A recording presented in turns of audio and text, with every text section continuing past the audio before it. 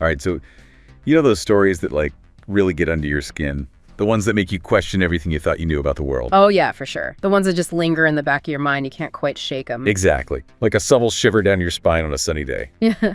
Well, we asked you for those stories, and boy, did you deliver. This one, it's a real humdinger. A quiet town thrown into chaos. We're talking invisible forces, a death that makes no sense, and an elephant.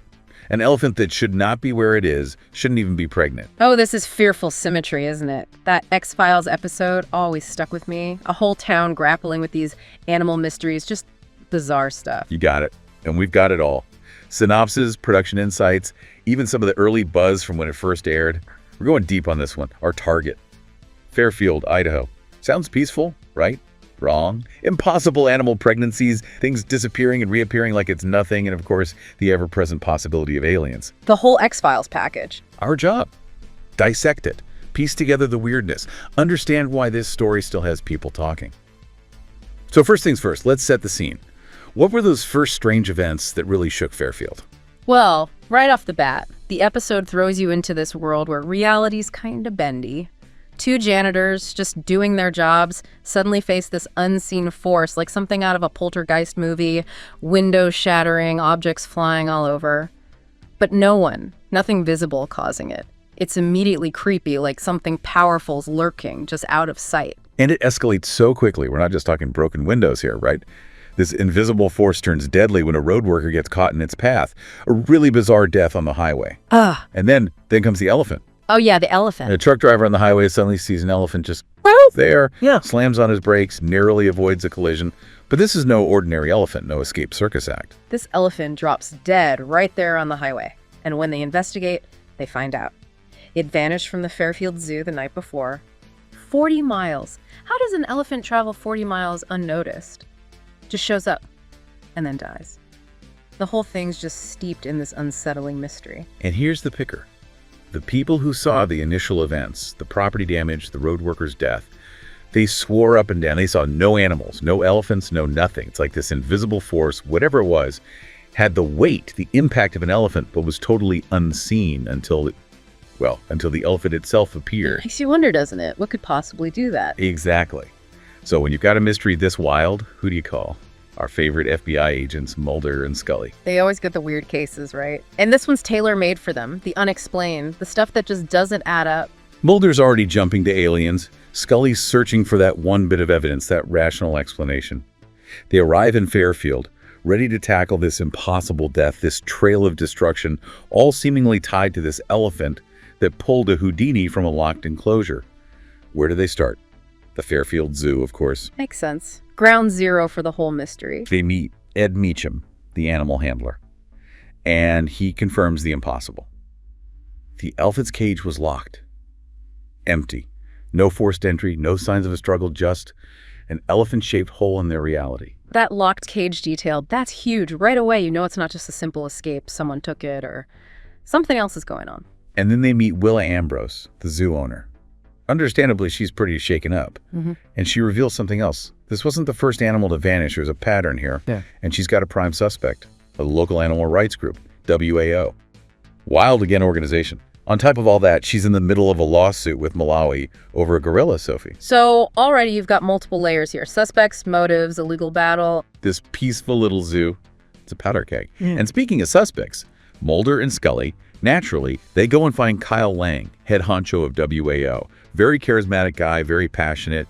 He completely denies having anything to do with the elephant, denies any wrongdoing, but he's quick to point out the lawsuit against Ambrose, throws some accusations of animal abuse right back at the zoo. So, who do you believe? He's got a point there, doesn't he? If the zoo's mistreating animals, well, that's motive right there. Maybe someone's taking things into their own hands, trying to help the animals. Right.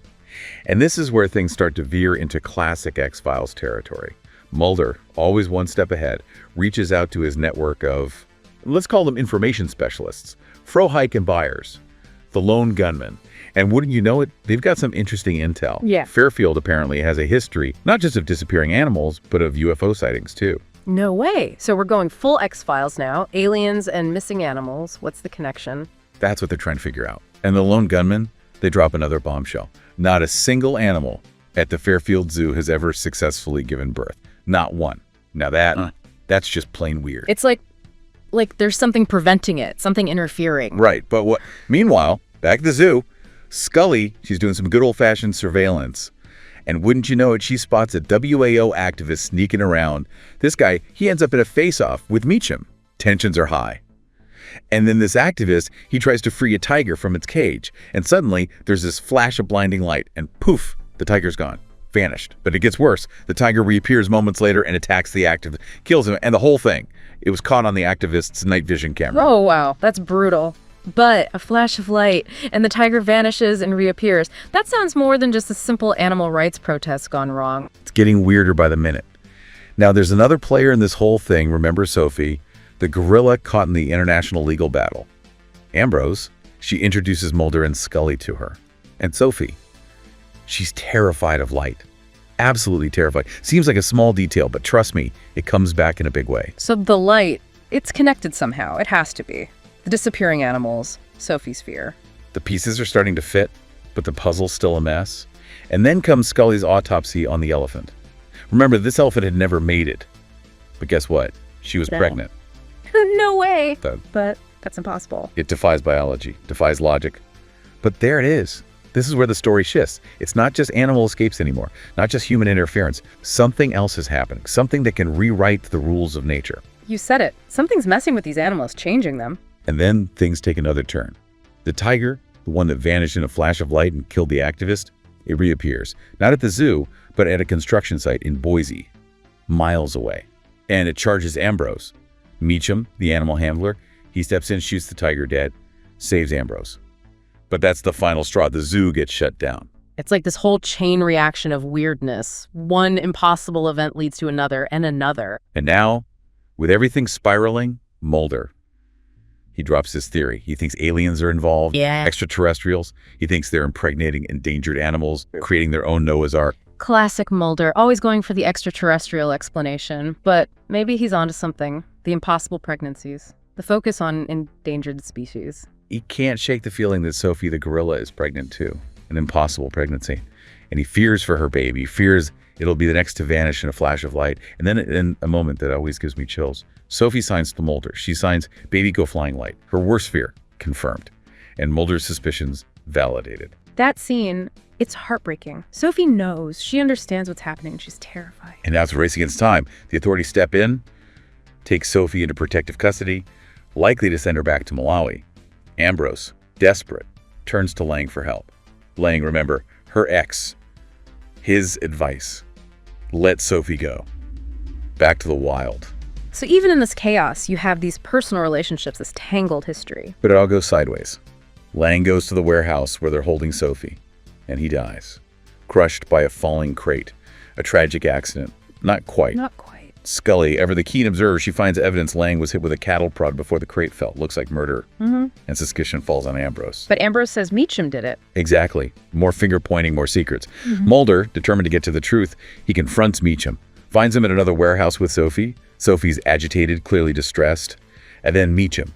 He does the unthinkable.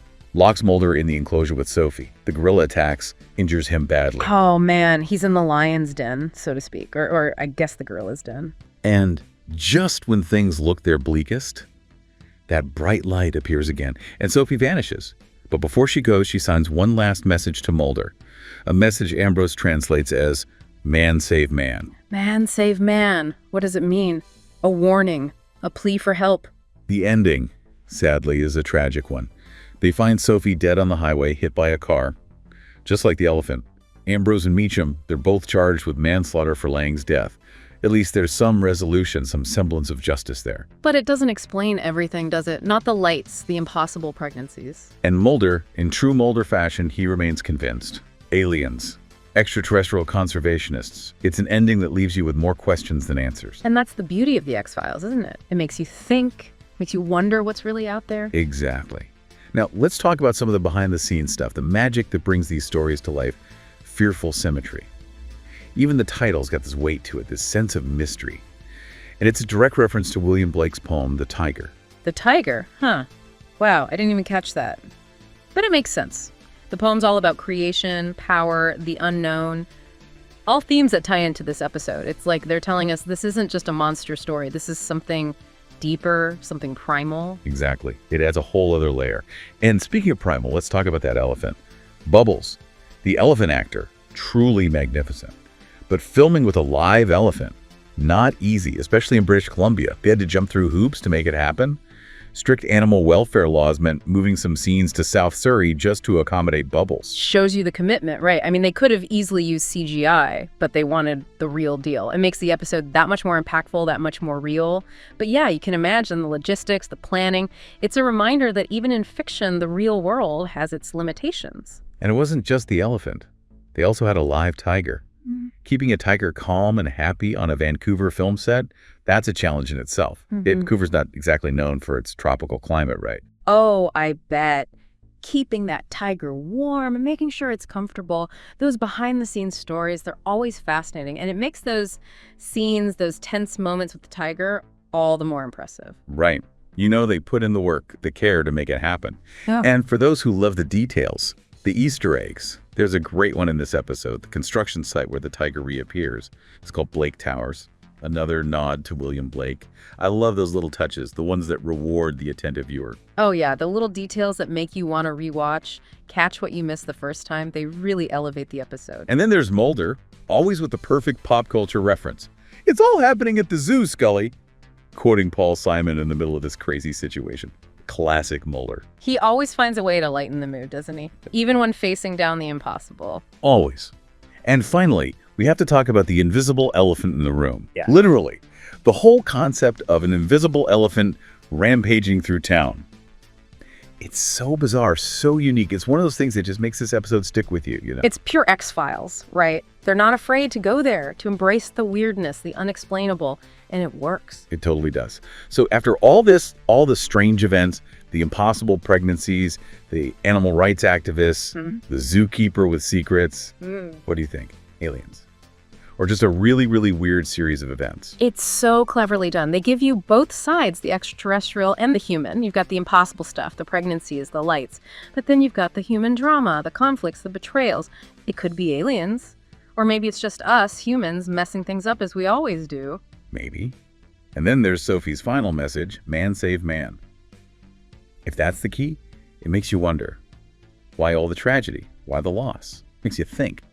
Even with the best intentions, even if it was aliens trying to help, interfering with nature can have unintended consequences. It can backfire. Yeah, and maybe that's the bigger message here. We don't always understand the forces at play, the delicate balance of things. We try to fix things, to control things, but sometimes we make it worse.